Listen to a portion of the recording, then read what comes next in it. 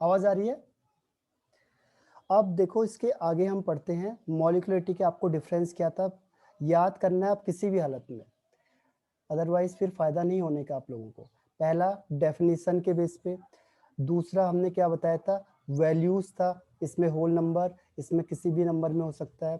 तीसरा क्या था, कॉन्सेप्ट कैसा है, ये थ्योरेटिकल है और ये एक्सपेरिमेंटल है।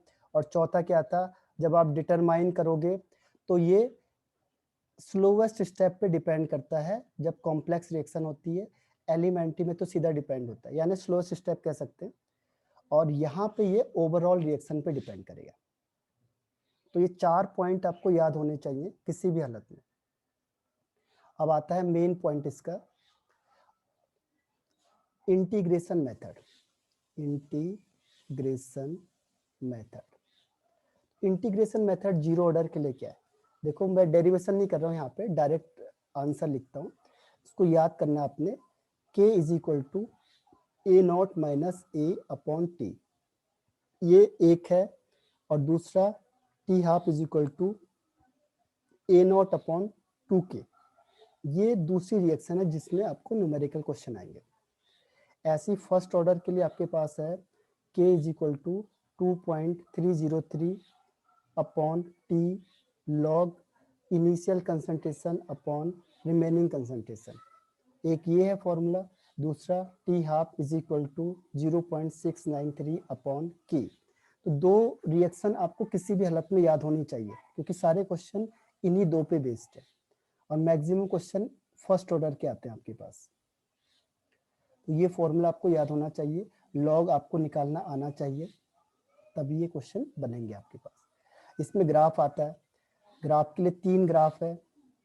देखो अगर जीरो ऑर्डर की बात करेंगे तो इसमें कौन कौन सा आएगा। कई बार आपको एक क्वेश्चन आया हुआ है, कंसंट्रेशन दे दिया और यहाँ टाइम लिखा है और ऐसा ग्राफ बना दिया, बोला बताओ कौन सा है, ये जीरो ऑर्डर का है या फर्स्ट ऑर्डर का है। बताओ जरा, कोई बता सकता है कि ये कौन से ऑर्डर का है, जीरो ऑर्डर या फर्स्ट ऑर्डर?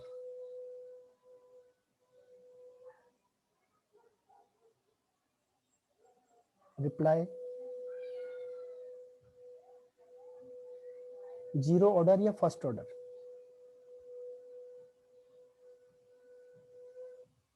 तो ये है जीरो ऑर्डर का ही। देखो कंसंट्रेशन और टाइम एक दूसरे के क्या होते हैं, इनवर्सली प्रोपोर्शनल हो गए।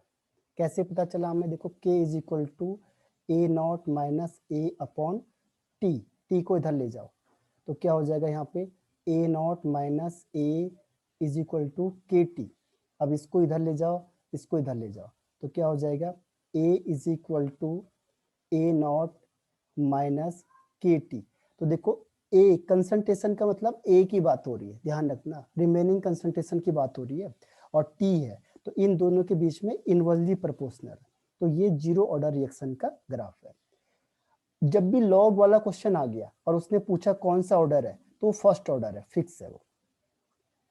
ठीक है, तो ये कुछ चीजें याद रखनी है आप लोगों को, और इस तरीके से भी आप इसे प्रूव कर सकते हो। तो इसमें इंटरसेप्ट कैसे पता चलेगा, y is equal to M X plus C, तो इसको कंपैरिजन करोगे, c इज इक्वल टू ये हो गया, t एक्स एक्सेस में है आपके पास, और स्लोप हो गया माइनस k। तो इस तरीके से आप इसमें से इंटरसेप्ट और स्लोप और इस ग्राफ को निकाल सकते हो। कैसे बनाना है उसका तरीका आपको इस फॉर्मूले से पता चलेगा। ठीक है, तो यहाँ तक आपका फिनिश हो गया। कोई भी चीज़ है जिसमें आपको ज़्यादा कमांड करना है, उसे मुझे भेजो लिख के, ताकि मैं उसकी प्रैक्टिस करा दूँ। तो उसमें आपको कमांड आ जाएगी, तो मेन प्रैक्टिस होती है। अगर आप लिखोगे नहीं कि कौन सा टॉपिक आपको नहीं आया समझ में ज़्यादा अच्छा, तो जो भी चीज़ आपको नहीं आई उसके मैं प्रैक्टिस ज़्यादा कराऊंगा आपको। ठीक है, तो इसके बाद मुझे आज लिख के भेजना, अगर कोई टॉपिक आपको नहीं आया समझ में तो उससे मैं प्रैक्टिस कराऊंगा आपको। अब देखो एक चैप्टर आपका 1 घंटे के अंदर पूरा खत्म हो जाएगा। अब आर्हेनियस इक्वेशन है आपके पास। आर्हेनियस इक्वेशन ने किसके बारे में दिया था, आर्हेनियस ने रिलेशन एस्टेब्लिश किया था रेट कांस्टेंट और टेम्परेचर के बीच में। इसमें 1 नंबर का क्वेश्चन आता है आपके पास कि कौन सा एक ऐसा इक्वेशन है जिसके थ्रू हम रेट कांस्टेंट और टेम्परेचर को कोरिलेट करते हैं।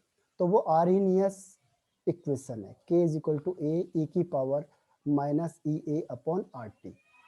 ये आर्हेनियस इक्वेशन है जो बताता है कि टेम्परेचर बढ़ाने से रेट कांस्टेंट बढ़ेगा। इसको मैथमेटिकल प्रूफ जो किया गया है वो आर्हेनियस इक्वेशन से किया गया। तो इसमें 1 नंबर का क्वेश्चन आ जाता है। अब इसके बाद आगे देखो, ये इक्वेशन हमने लिखी आर्हेनियस की, लॉग लिखेंगे तो क्या होगा, log K is equal to log A minus E A upon 2.303 R T. ये दूसरी इक्वेशन है जो आपको याद रखनी है।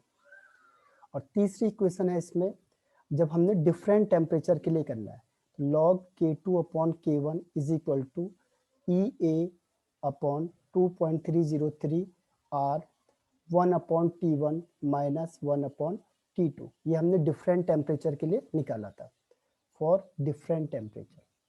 तो ये ध्यान रखना आप लोगों ने कि 3 इक्वेशन आपको याद होनी चाहिए। तो आर्हेनियस का कोई भी क्वेश्चन आप सॉल्व कर सकते हो, ठीक है। आर्हेनियस का कोई भी क्वेश्चन जो सॉल्व होगा वो इन 3 इक्वेशन से हो जाएगा। First is K is equal to A E minus E upon R T.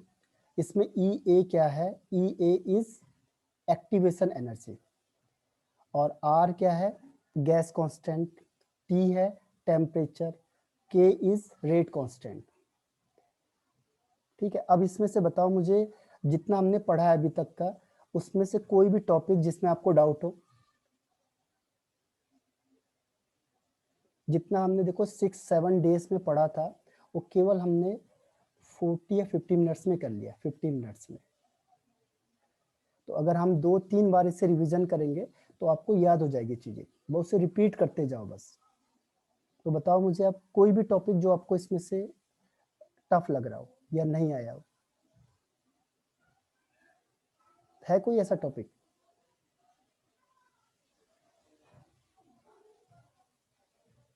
बताओ।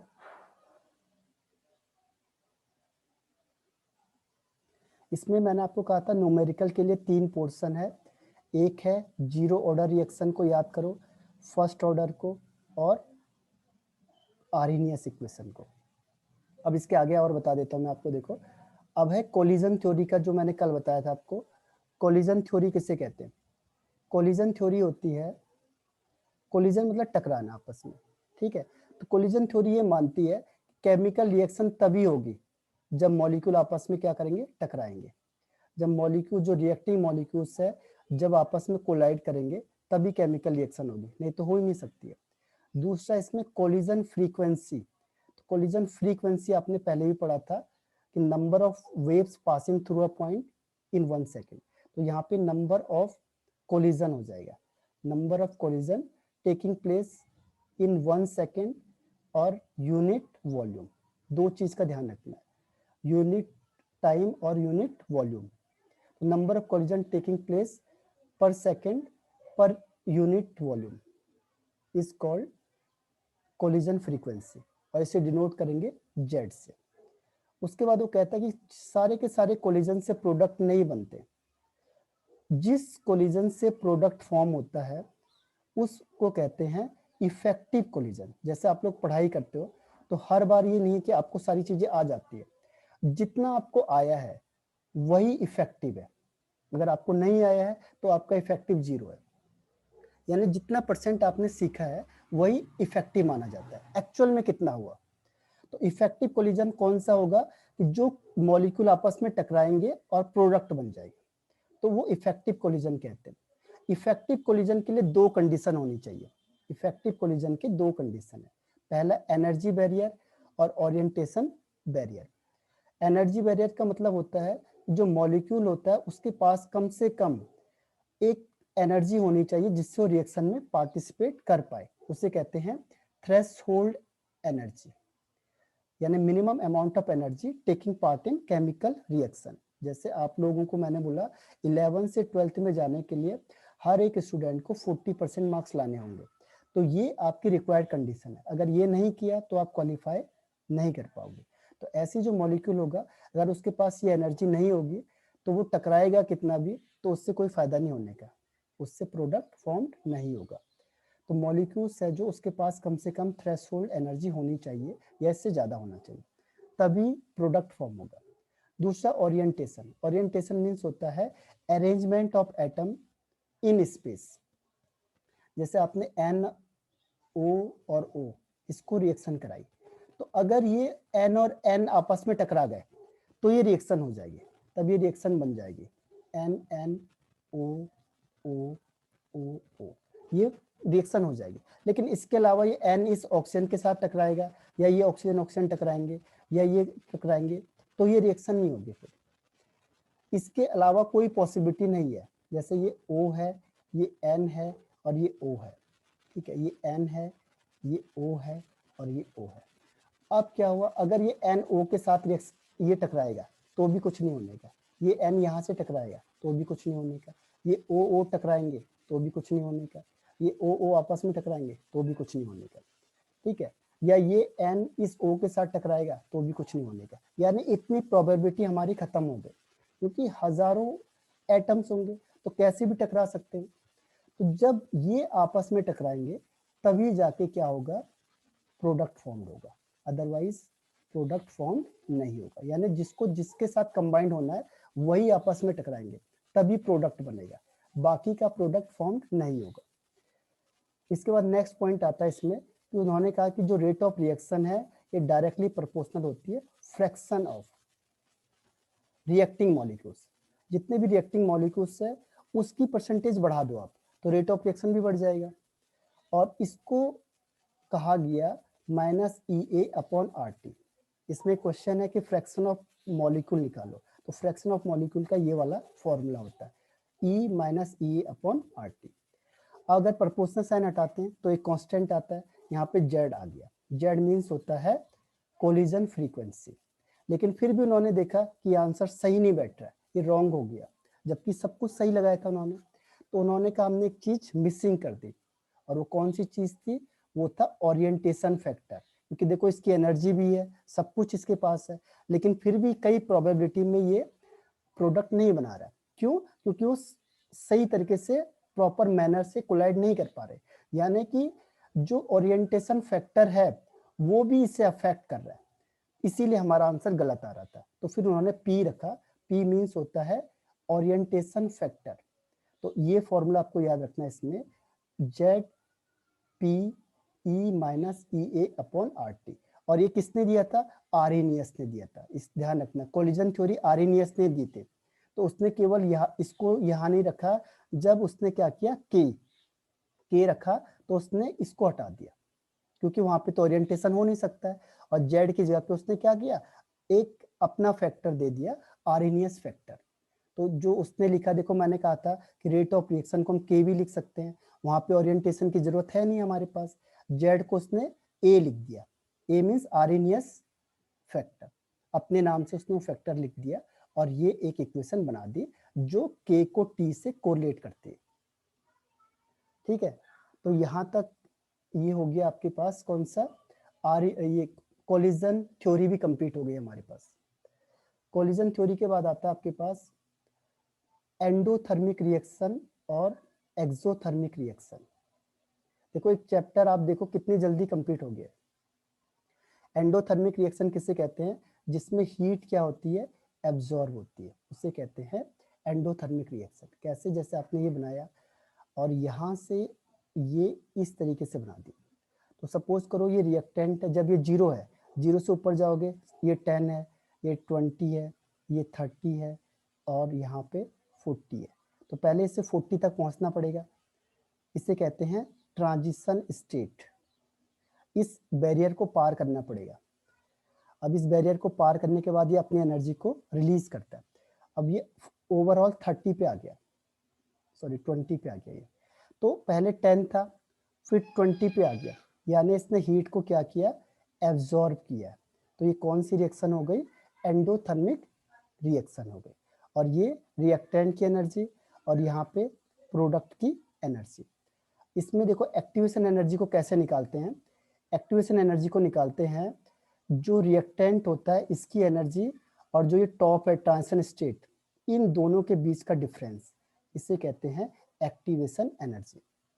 और ये टोटल डिस्टेंस, यहाँ से ऊपर से लेके नीचे तक का डिस्टेंस, इसे कहते हैं थ्रेशोल्ड एनर्जी। तो इतनी एनर्जी हर एक मॉलिक्यूल के पास होनी चाहिए, तभी वो केमिकल रिएक्शन कर सकता है। तो उसे कहते हैं बैरियर। बैरियर का मतलब इस रेंज को पार करना पड़ेगा, ये बैरियर है आपके लिए। अगर इससे पार नहीं कर पाया तो प्रोडक्ट फॉर्म नहीं होगा। तो एक्टिवेशन एनर्जी को निकालने का ये तरीका हो गया।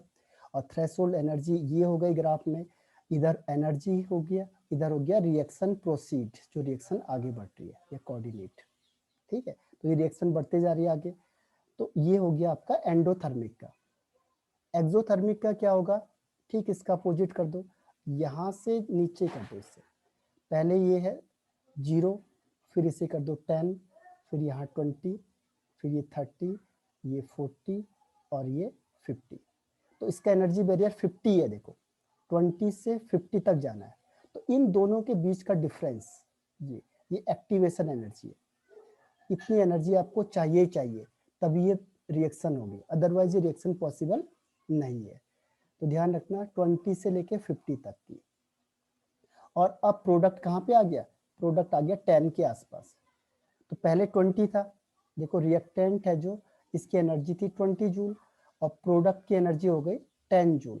तो इसका मतलब इसने कितनी हीट निकाली, इसे कहते हैं डेल एच, यानी कितनी हीट निकली 10 जूल, क्योंकि इन दोनों का डिफरेंस कर दो 20 माइनस 10, यानी कि 10 जूल एनर्जी इवॉल्व हुई। तो जब हीट निकलेगी तो उसे कहते हैं एक्सोथर्मिक रिएक्शन। एक्सोथर्मिक रिएक्शन, तो ये भी कंप्लीट हो गया। देखो exothermic reaction, endothermic reaction.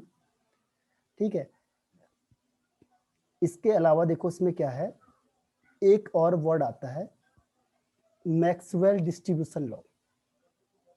Distribution law, एक साइंटिस्ट था मैक्सवेल, उसने क्या कहा कि जब किसी भी मॉलिक्यूल को हम देखते हैं तो उसमें 3 तरीके की स्पीड होती है। यानी बहुत कम मॉलिक्यूल ऐसे होते हैं जिनकी स्पीड बहुत फास्ट होती है। जैसे हमने टेस्ट लिया तो बहुत कम स्टूडेंट ऐसे होते हैं जिनके मार्क्स बहुत ज़्यादा आते हैं, और बहुत कम ऐसे होते हैं, देखो ये लेस है, मिनिमम होते हैं, और बहुत कम होते हैं ऐसे स्टूडेंट या मॉलिक्यूल जिनकी स्पीड बहुत स्लो होती है, यानी बहुत कम मार्क्स आते हैं, वो भी बहुत कम होते हैं। और ऐसे स्टूडेंट या ऐसे मॉलिक्यूल भी बहुत कम होते हैं जिनकी स्पीड बहुत ज़्यादा होती है। और मैक्सिमम मॉलिक्यूल्स मॉडरेट रहते हैं, मीडियम में रहते हैं। आपने देखा होगा कि मीडियम के आसपास उनके मार्क्स आते हैं। तो इसने भी यही कहा कि बहुत कम मॉलिक्यूल ऐसे हैं जिनकी स्पीड बहुत ज़्यादा है, और बहुत कम मॉलिक्यूल ऐसे हैं जिनकी स्पीड बहुत कम है, और मैक्सिमम मॉलिक्यूल ऐसे हैं जिनकी स्पीड मॉडरेट है। इसे कहते हैं most probable velocity.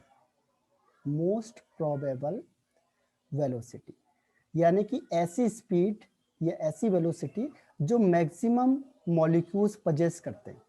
The velocity possessed by maximum molecule, उस स्पीड को बोला गया मोस्ट प्रोबेबल वेलोसिटी। ठीक है, तो इसका उसने ग्राफ कैसे बनाया, देखो ये, देखो ये कर दिया इधर से, अब यहाँ से ले गया इस तरीके से, और ये ऐसे। अब देखो यहाँ पे स्पीड, ये स्पीड हो गया आपकी रेट, और ये हो गया आपका फ्रैक्शन ऑफ मॉलिक्यूल, कितने मॉलिक्यूल पार्टिसिपेट कर रहे हैं। तो देखो बहुत कम मॉलिक्यूल है जिनकी स्पीड बहुत कम है, यहाँ पे 0 है, देखो इधर ये जितना शैडो में आ जाएगा। और बहुत कम ऐसे जिनकी स्पीड बहुत ज़्यादा है, ये इधर से ये। और एक पॉइंट ऐसा आएगा यहाँ, ये वाला शैडो, जिसमें क्या है ज़्यादा से ज़्यादा मॉलिक्यूल पजेस करते हैं।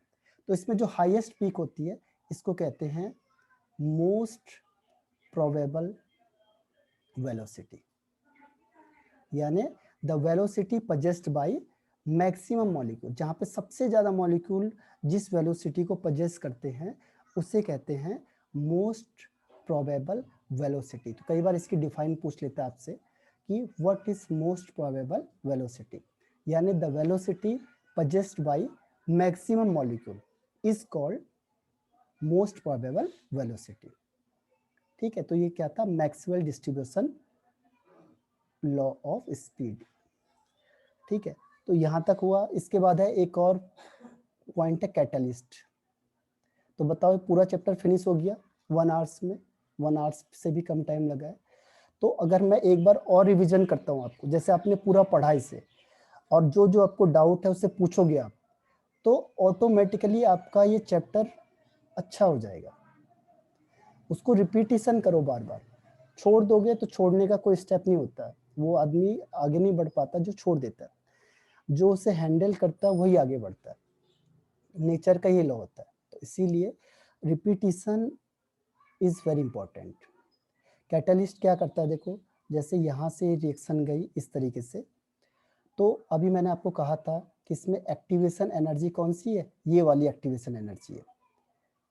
देखो जो टीचर होता है वो कैटलिस्ट का काम करता है कि ये चैप्टर आप पढ़ते तो बहुत टाइम लगता, लेकिन यही चैप्टर आपने 30 मिनट्स में कर लिया पूरा, तो और यही चैप्टर आप एक बार 10 मिनट्स में पूरा खत्म कर दोगे।